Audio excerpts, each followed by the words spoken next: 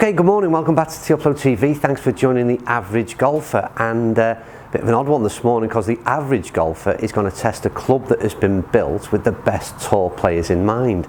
So that's an interesting one, how that's going to fare in my hands, and an interesting one really, an interesting marketing sentence I suppose from TaylorMade, because if it's built with the best tour players in mind, how are we going to cope with it? But we'll soon find out.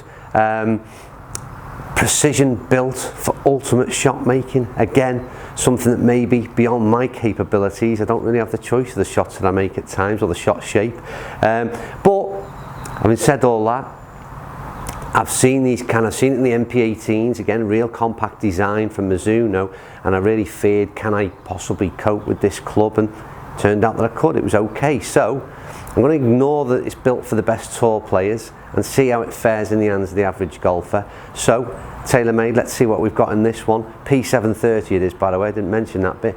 Move cameras a couple of yards back, get hitting some golf balls, and as ever I'll give you my opinion.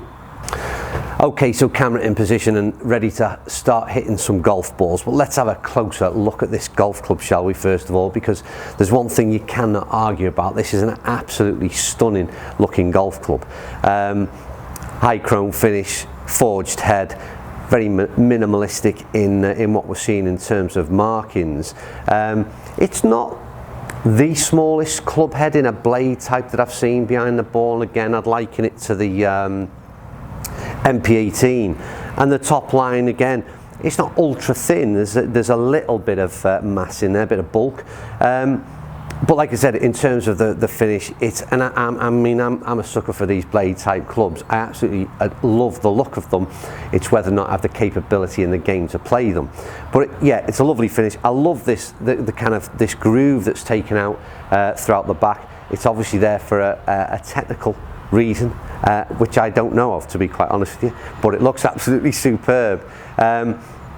It's everything you'd expect from a blade club, and we've seen a few, in the MP18 being the most recent, which is absolutely stunning to look at. They've been a bit easier to hit in the last couple of years, even dating back to the sort of MP5s that I have. They're not the blades of old by any means, but like I said, this was built with tour players in mind, so it's aimed at potentially a very, very small market in terms of golfers out there that can play with it. But let's see how it goes anyway. Let's hit some balls. It's got, as you'd expect, first thing to note, when it's behind the ball, the offset is minimal, to say the least, and it may be, like I said, to a lot of golfers it might be quite off-putting as it sits behind the ball.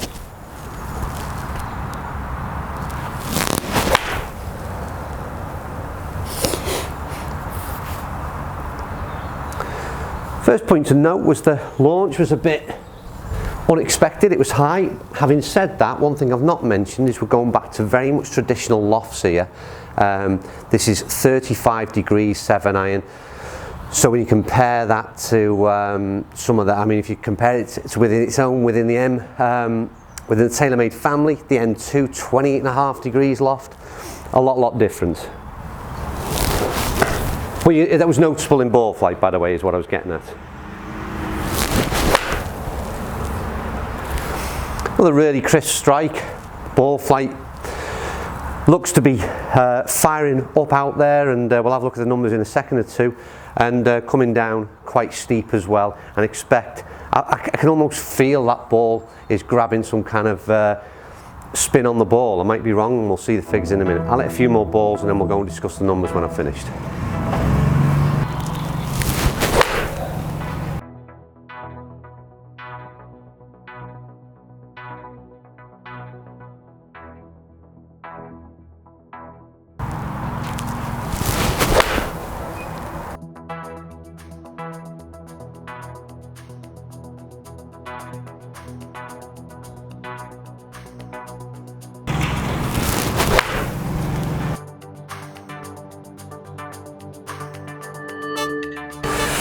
Okay, so let's get ready for the summary. It's very much a no-nonsense club, this. There's not too many things going on in terms of the blurb behind it from TaylorMade, and I kind of like that. Obviously I like to see technology packed into golf clubs to help the average golfer like us, but it's also nice to see the kind of purist club come out now and again, and it's exactly that. I can understand why this I think would be a superb golf club for decent players. I'm just not sure, and I don't think it's intended to appeal to a mass market, obviously. But yeah, it's a stunning club. It is absolutely. Let's talk about feel first of all before we talk about the numbers. It feels superb. And once again, as I've said in the past on these recent blade reviews or blade type, there is a lot more assistance, a lot bigger sweet spot, if you like, in a blade nowadays than there certainly used to be. And I'm sure in the right hands, in terms of workability, they'll be able to draw and fade a ball and keep it low and all the rest of it. I haven't got that in my game, I'm afraid, but I'm sure in the right hands it certainly would do that. I can't praise the club enough, to be honest with you. I just, like I said, for me personally, I don't know whether I've got the game to make the best of it. But anyway, let's look at numbers. Here they come. First one wasn't the well, club head speed was really down, and to be fair, and I mean again noticeable there, even the carry distance remained fairly consistent at 149. If we go straight to carry distance, it was the dispersion from front to back in terms of good and bad was very, very tight indeed. Spin number again, don't forget, I'm going to change something in the coming weeks. I'm hoping that I get a premium golf ball to support the testing on a frequent basis, so we stick to the same ball. And I've got a feeling it might have a very positive impact on some of these numbers that I'm producing. And the spin number, again, this is consistent with what I've always used. At sort of 5.3, and the bottom, the first ball, drops it off considerably at 4.6, which I got a little bit thin. Then sort of 5.5, 5.6 spin on the next 4 shots on average is very, very good in my hands. Like I said, always never be put off. Don't forget, you've got to look at my back videos and see what I obtain in spin, but for the regular viewers, you'll understand that that is a good spin number for me. I mentioned when the first balls went out there that the launch angle was very, very much at very steep, very much got up and out there, and again that was relative to this 35 degrees worth of launch, and again launch angle averaging out at 25, again strongly impacted again by that first ball, which was a little bit thin. It certainly goes out there, and descent angle of 48 degrees again coming down. I would imagine this ball is going up, it's coming back down at strong descent angle or steep descent angle, and this is going to stop pretty much dead on the greens in the right hands. It's a very, very accurate club, if you like, and it, like I keep saying, in the right hands I'm sure you get very, very consistent numbers, consistent feedback and feel, because it feels absolutely brilliant.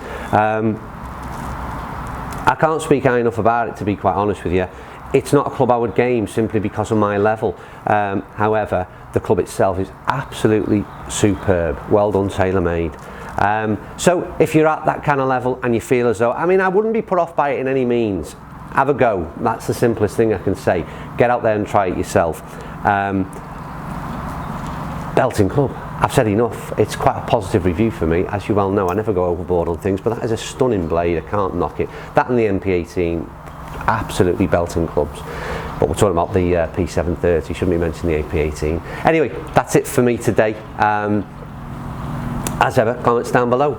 Do you think? I mean, let's hear from you. Would you consider buying a P730? Would you consider even trying a P730? Or would you take one glance at it and say, do you know what, that's not for me? Would you be put off by TaylorMade's own advertising blurb that this is built with the best tour players in mind? Because I don't get that one, to be honest with you. But anyway, they're all thoughts that are running around in my head. Interested to see what's running around in yours, so have ever, stick it in the comments down below and I'll do my very best to get back and reply. Thumbs up if you like the video. Thanks for watching. See you soon.